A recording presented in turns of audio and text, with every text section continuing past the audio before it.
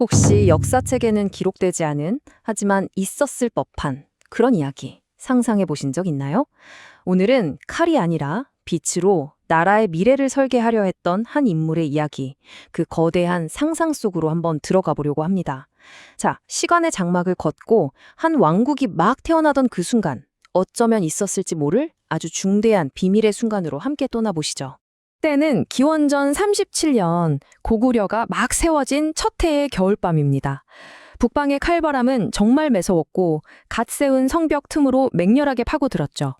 하지만 이 추위 속에서도 역사의 물줄기를 완전히 다른 방향으로 틀어버릴지도 모르는 한 공간만큼은 정말 숨막히는 고요함과 뜨거운 열기로 가득 차 있었습니다. 그곳이 바로 소소노의 비밀 연구소 광연각이었습니다. 주몽의 군사들이 쇠를 달고 무기를 만드는 그런 대장간과는 완전히 다른 세상이었어요. 여기서는 캉캉하는 망치 소리 대신에 아주 부드러운 가죽이 유리와 금속 표면을 섬세하게 어루만지는 그런 미세한 마찰음만이 가득했죠. 당대 최고의 장인들이 모인 이 작업실, 그들의 모든 시선이 딱 한 곳에 꽂혀 있었습니다. 바로 작업대 한가운데 놓인 지름이 세치, 그러니까 한 10cm도 안 되는 작은 청동 거울 조각이었죠. 아니 도대체 이 작고 평범해 보이는 물건이 뭐길래 모두가 이렇게 숨을 죽이고 있는 걸까요? 바로 이게 휘경경이라고 불리는 물건의 첫 번째 조각이었습니다.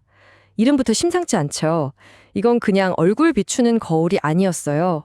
특정 빛을 이용해서 암호화된 정보를 벽 같은 곳에 투영시키는, 말하자면 시대를 몇백 년은 앞서간 첨단 광학 정보 장치였던 겁니다. 자, 그럼 이게 어떻게 작동하느냐? 그 원리가 정말 기가 막힙니다. 그냥 구리랑 주석만 섞는 게 아니고요. 아주 희귀한 광물을 녹여서 특수한 합금을 만들어요. 그리고 중요한 건 거울 앞면이 아니라 보이지 않는 뒷면, 즉 이면에 아주 미세하게 기하학적인 암호를 새겨 넣는 겁니다. 그럼 여기에 빛을 비추면 어떻게 될까요? 바로 그 미세한 흠집들이 빛을 굴절시키면서 벽에 암호화된 정보를 빛의 문장으로 쏘아주는 거죠. 이 놀라운 발상을 현실로 만든 건 소선호가 직접 발굴한 젊은 천재 기술자 비류흐리였습니다. 바로 그때였습니다. 작업실에 무거운 문이 열리고 갑옷에 아직 전장의 먼지가 묻어있는 주몽이 들어섭니다. 그리고 이 작은 거울 조각에 몰두하고 있는 사람들을 보면서 이렇게 묻죠. 지금 당장 적의 심장을 꿰뚫을 칼 한 자루가 아쉬운데 고작 이런 거울 조각이 그보다 중요하다는 말이오? 거의 질책에 가까운 물음이었어요. 이 장면이 두 지도자의 차이를 아주 명확하게 보여주는 거죠. 주몽에게 중요한 건 검으로 대표되는 물리적인 힘, 그리고 당장의 생존, 바로 현재였습니다. 하지만 소선호는 달랐어요. 그녀는 빛, 즉 지성과 정보로 나라의 미래를, 그것도 아주 먼 미래를 설계하고 있었던 겁니다. 소선호는 주몽의 물음에 아주 차분하지만 단호하게 이렇게 답합니다. 전하, 칼은 녹슬고 결국엔 사라집니다. 하지만 이 빛에 담긴 정보와 지혜는 우리 후손들에게 영원히 무너지지 않는 성벽이 되어줄 것입니다. 물리적인 힘을 넘어서는 지성의 영속성을 믿었던 거죠. 그리고 그녀는 더 이상 말로 설명하지 않습니다. 대신 조용히 촛불 하나를 들어 그 거울 조각에 각각이 가져가죠. 이제 직접 보여주겠다는 겁니다. 증명의 순간이었어요. 거울에 반사된 촛불의 빗줄기가 작업장 저편 어두운 벽을 비추자 그 자리에 있던 모두가 숨을 멈췄습니다. 벽에 나타난 건 그냥 동그란 빛이 아니었어요. 수많은 점과 선들이 얽혀서 만들어낸 입체적인 지형도, 바로 고구려 핵심 방어 기지들의 정확한 좌표와 암호화된 비상 연락망이 담긴 빛의 지도였습니다. 이걸 본 주몽의 눈빛은 아마 엄청난 충격과 경이로움으로 흔들렸을 겁니다.